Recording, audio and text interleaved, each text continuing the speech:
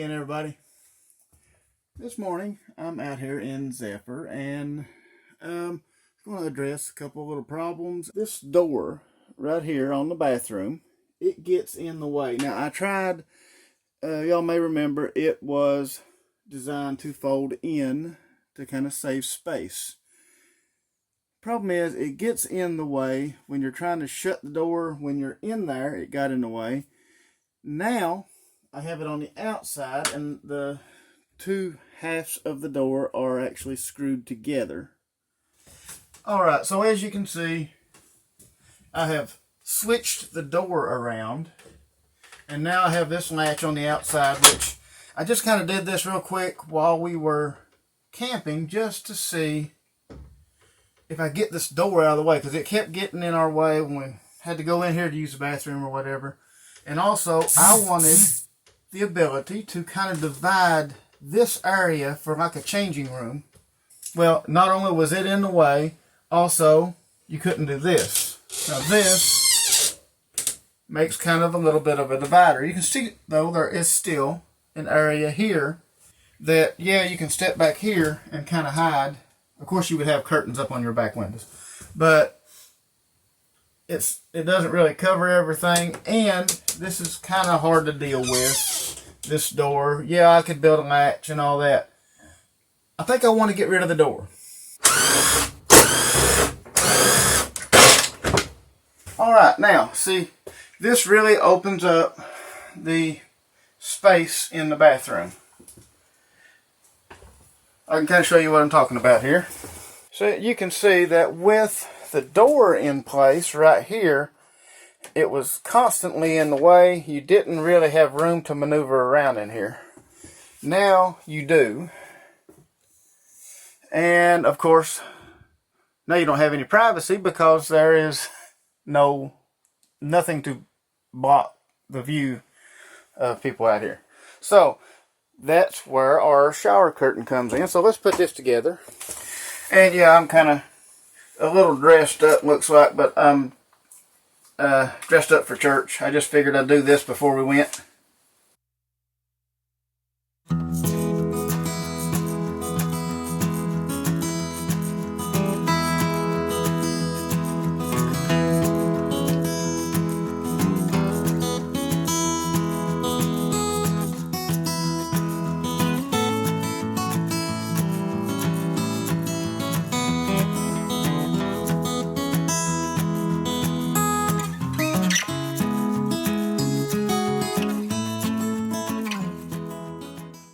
Okay, now I am just going to take this whole thing, make sure the best looking part of it is facing outward.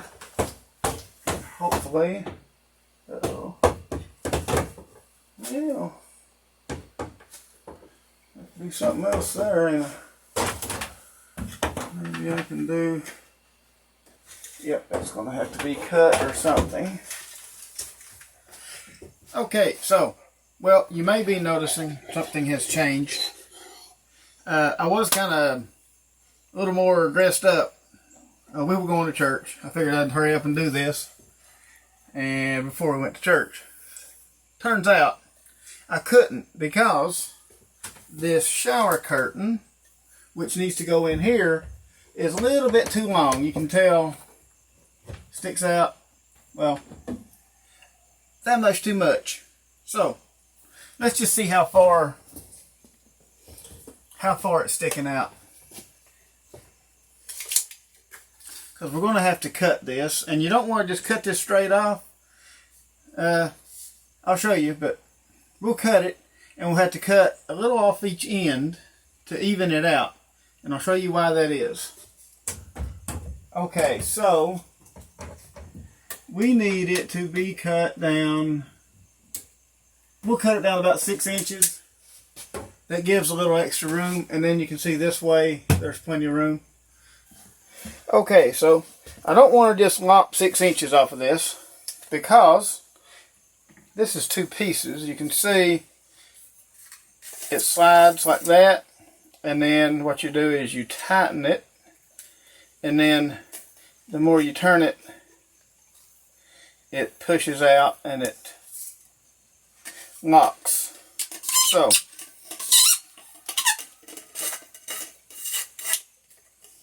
when you push it all the way, when you push this all the way up in there, what happens, you can see this is the inside pipe.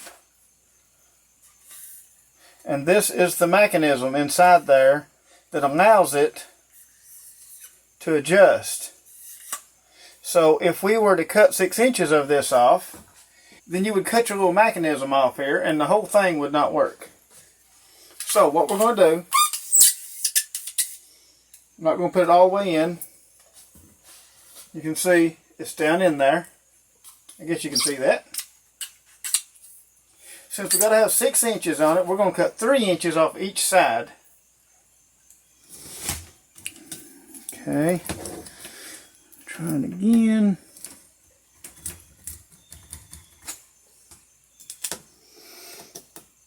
Perfect. It lines up right with that sticker. That's 3 inches right there. So, now we'll go cut this off.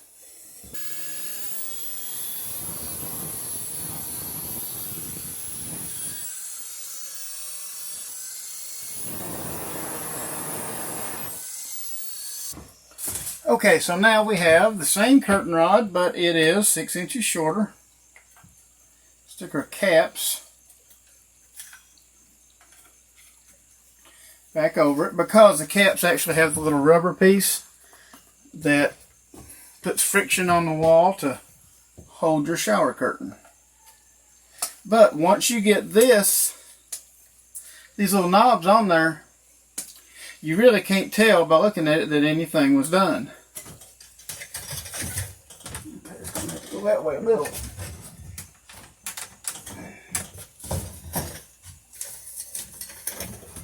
Now when you come back here, instead of having that door, which I loved the door, I loved the looks of the door, but the door was in the way. Now sometimes practicality has to come first. This is more practical and I don't think it looks bad. And it will give you privacy. I mean, nobody is going to be trying to peek in and see what you're doing in there. Because you got to face it, nobody wants to know what you're doing in there. So, that has the bathroom so that you have your shower curtain. And your bathroom door, basically. Now, how about the changing room part of it? Okay, this area right here, this is way too small of an area to be trying to change clothes in. And also when you take a shower, this part down here gets wet, and it will be wet when you're trying to put your clothes on, and you'll get your clothes wet. So you cannot get dressed in there. There is just not enough room in there to comfortably get dressed. So, here's what we're going to do. Go ahead and twist our rod out of here. And we're going to turn it like this.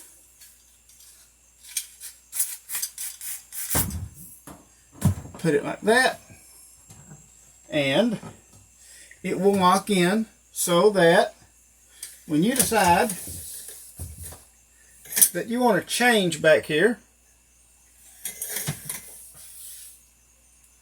you can.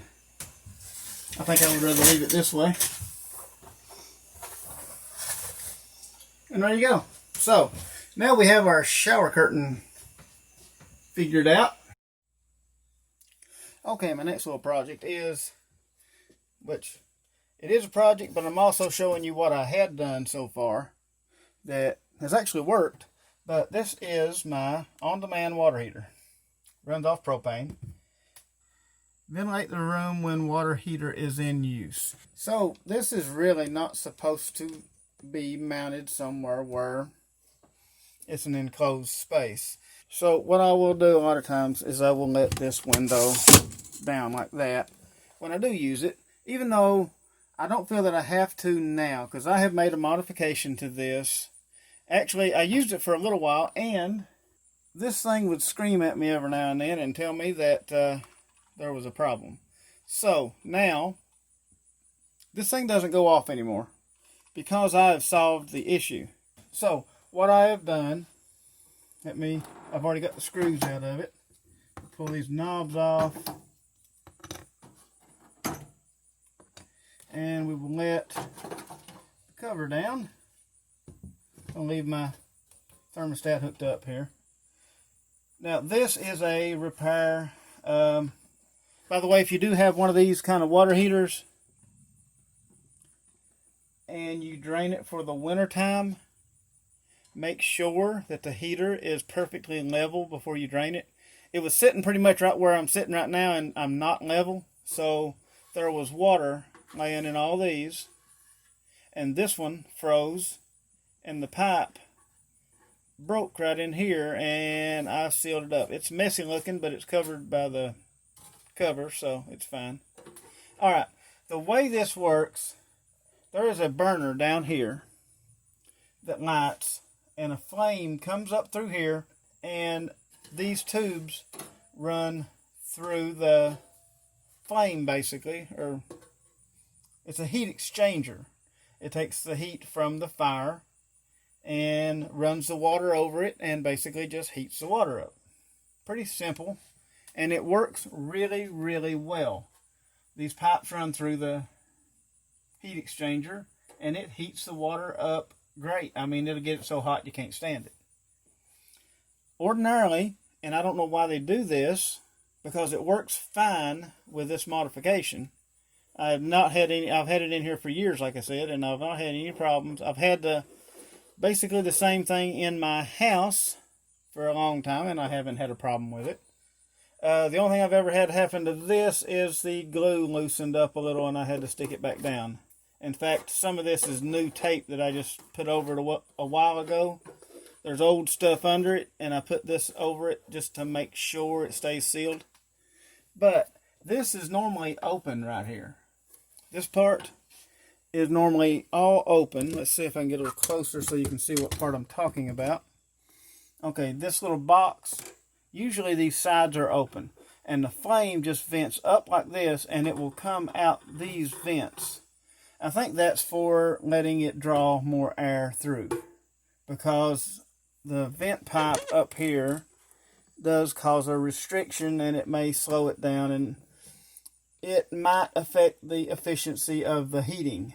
But it also allows carbon monoxide to come out of these vents right here, and it just goes out into the room. That is why my carbon monoxide detector started going off when I was first using this. The carbon monoxide that didn't go out the little chimney here and out the back of the bus was coming out here, and it was coming out into the living quarters, and you could feel it as heat. When you would run this water heater in here, the inside of this bus would get hot because the heat was coming right straight out of here and heating the bus up. In fact, this wood up here would get warm. Not hot enough to cause a problem, but it would get warm. It doesn't do that anymore, because I took some of that tape and I put it on here, and that prevents the air from coming out here and coming out these vents. Now what I'm thinking about doing now as an added protection is I'm thinking about putting the tape on here. So we're going to do that right now. We're going to keep our little carbon monoxide detector back here, and we're going to try taping off the outside of this too. Okay, so this side's taped up, this side is taped up, inside and outside. So this should be sealed. Any gas that gets out of here can't get out of here now. I know there's a crack right here, but I mean, you can only do what you can do. It at least blocks it more. There's of course a crack up here too. I mean, you could seal this up really, really well. I don't think it's really necessary. Okay, so now that that is all tightened up, got all the screws tightened up, let's turn it on.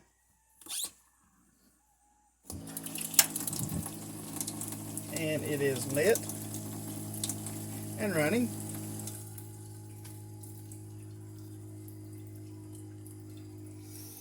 know you can't see the LED. There you probably can. See, it's about 45 Celsius. 44.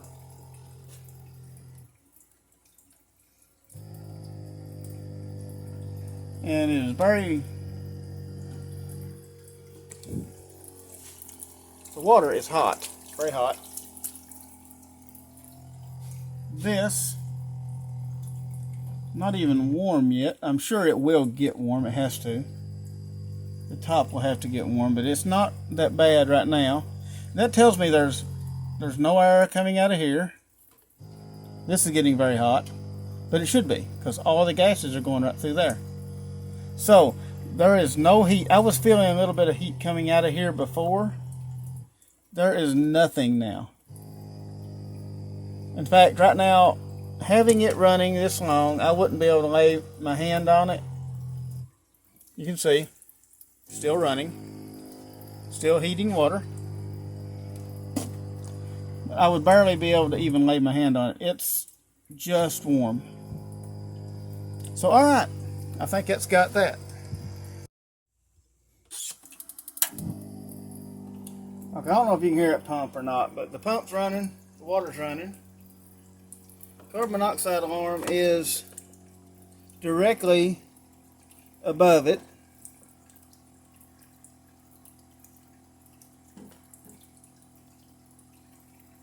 And it is not going crazy like it was when I ran it without the tape on it.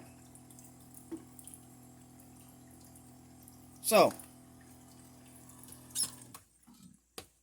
I think that's got us. Alright, so that's got a couple of little projects took care of today. I don't really even think I really needed to do anything with that water heater, but just figured I would take those little holes up too, make sure that it still works. I was afraid there might be a possibility that blocking those may slow the airflow. Maybe somehow it might have drawn air through those and back down, but there's plenty of airflow. It heats up just fine and seems to work exactly as it did. So I don't think that has affected it at all, but it just made it safer. And we got the shower curtain, bathroom curtain thing, and alternate changing room set up. So, yeah, that has addressed a couple of the problems that I kind of saw while camping. Like I said, the water heater thing was not really a problem. It was more of just for peace of mind. But the door, that door bothered us all weekend, and now it won't bother us anymore. I guess that's going to be about it for this video. Appreciate everybody watching, and I'll see y'all on the next one.